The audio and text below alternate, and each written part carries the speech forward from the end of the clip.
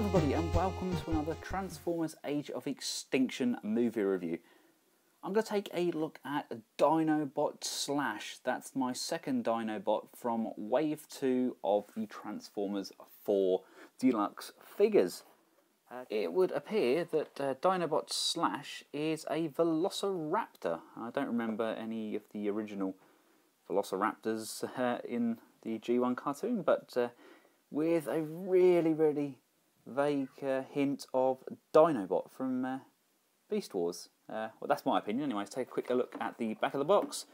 You've got a quick bio there. There's no situation Dinobot Slash can't escape. He can carve an opening and slip out undetected, or battle his way out with his razor-sharp claws. Also available, you've got Strafe and Drift, and there's a picture of him kind of painted-ish, and like these schematics they've got in the background of the new boxes. But let's open up his plastic prison and take a look at the figure inside. Instantly getting him out of the box, I'm a little let down. Having reviewed Strafe as my first Dinobot, I was expecting them all to be of a similar calibre. Don't get me wrong, the detailing and paint application on Slash is phenomenal. Absolutely beautiful, really garish, but with fantastic paint tones on the underbody and this green down to a yellow. It's a really gorgeous piece, but he is absolutely caked in rubberized plastic. The tail is all rubber, all of these fins on the back are all rubber and squishy.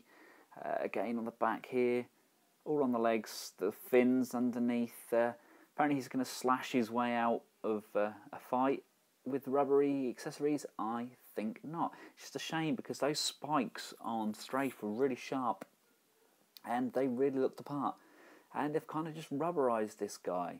Another little thing I've noticed is with his raptor arms, there's no bend at the elbow.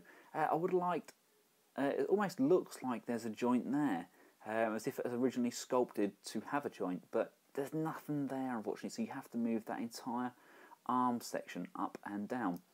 And again, very small movement in the jaw, and when you do move the head up and down, it does have a tendency to pop undone. I believe that's probably just the nature of the transformation. All in all though, I mean, the dinosaur mode itself, like I said, it does look really nice. I mean, just look at that face. That is a fantastic sculpt. It is absolutely terrifying. I don't know how many of these are going to see the light of day in the movie, and I'm pretty sure these aren't going to be a exact colour match for what we're going to get, but it does look nice. I mean, you'd get away with having these in your Beast Wars collection as well if you are a Beast Wars fan. I really do like how it looks. It's just a shame about those plastic parts. I mean, this tail section here, it's so rubbery that even the hinge and the nubs that click it into place are rubbered.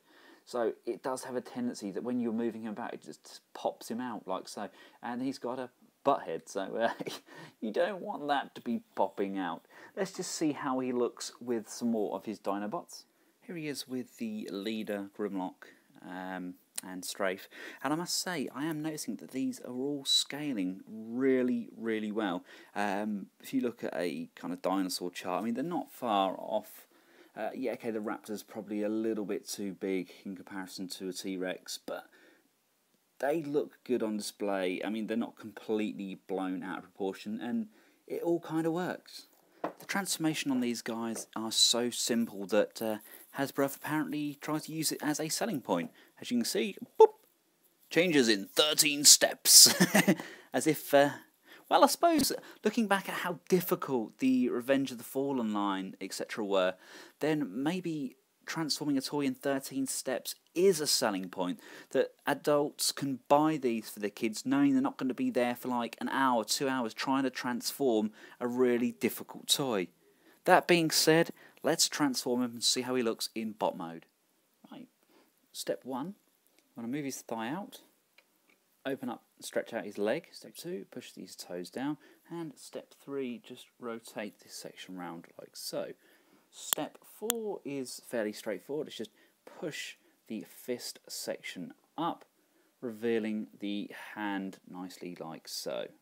And step 5, we come down to this section here and we pull that forward. We do that for both sides. Just grab your fingers in there. Just this section here will pull forward nicely like so. Step 6 is a little bit tricky. You want to pull this entire section here, just tabbed in, so pull it down and it rotates the entire back hind section. Push it round and it will come back up to the top section here and plugs in over his face. Step 7, we split the head and legs open. And step 8 is really easy. Just grab this top section of the head. It's on a pin here and a pin here. Just rock that back on itself like so. You want to do that with both sides, so back and back. Step 9, turn the legs round and fold these kind of claws down. Step 10, fold this lower jaw down and just spin this whole claw section all the way round, and you can see that's going to form the feet. Step 11, grab the thigh and rotate the whole leg section round at that thigh point. That's now reversed those legs round like so.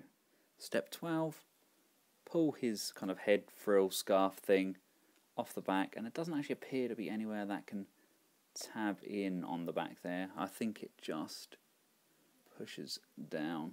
Finally, bend these sections up here for step 13. And there we go. He's not all that bad, is he? I don't like these here. They look like hula, hula, hula, hula, hula. They just look like some sort of like leaf things covering his privates, and then with the tail hanging there, it could be that the leaves aren't long enough. He also reminds me very much of the 1990s Monsters in My Pocket dinosaurs. He's kind of that garish blue and green. But still, the sculpt on this guy is phenomenal. I think this time round Takara may be releasing a slightly better variation of him with better paint apps, so I may be looking at getting that one. As far as sculpt goes, let's take a good look at that face. Again, they have done a fantastic job. Just look at the detailing around the chest area. I love these big kind of claw-like shoulders and the really, really beefed up, henched up gorilla arms. Unfortunately, articulation does suffer somewhat. The head is just on a swivel left and right. There's no ball joint movement there. The arms are ball jointed, although you move the shoulder pads up and down. There is a hinge kind of joint at the elbow there, but you've got very small movement. And the knuckles themselves kind of move up and down slightly. But that is it. There's no rotation there. He has a waist swivel, albeit very minute because the tail kind of gets in the way a tad, and again it looks like his leaves are brushing him. The knee is a fairly nice joint there, fairly deep. There is a swivel at the thigh, and unfortunately there is no pivot, although there is a toe poke kind of rotation. He does also come with weapons. These are stored in the back here. You just pull those out. And let's just take a look at those. They are rubberized, unlike strafes, and they are this garish green. I think they're meant to be axes. Of that, they kind of look like little bird heads, don't they? But they're alright. They're a good size. They fit quite nicely in his gorilla hands. Let's pop that in like so. And you know, you can see him charging into battle, kind of yielding these, waving them around and chopping up some of those Decepticons. So I'm really looking forward to the movie. I hope the Dinobots get some good airtime, and I hope that there are a few of them and they do kind of resemble the toys, because otherwise I will feel somewhat cheated. All in all, to summarise, it's a nice Dinobot, but obviously not without its faults. You've got far too much visible Dino mode. It basically just like his legs are folded inside out. The legs themselves are far too thin, and I really don't think that these things here cut it. I mean, I think they're used because the legs are so thin. They're just used to fill that gap there. But to be honest with you, I would let them have the thin legs rather than having these flappy things on there. I mean, even if you could rotate these and have them facing down, I just think having them padded up there it just looks somewhat silly. Yeah, such a shame. It had great potential. It's just not on par at all with Strafe. Strafe is in a completely new league compared to this guy. But if you're a Dinobot fan, then please go out and get him. I mean, by all means, he's not a bad figure. He's just not without his faults. From myself and Slash, thanks for watching, guys. Until next time, goodbye.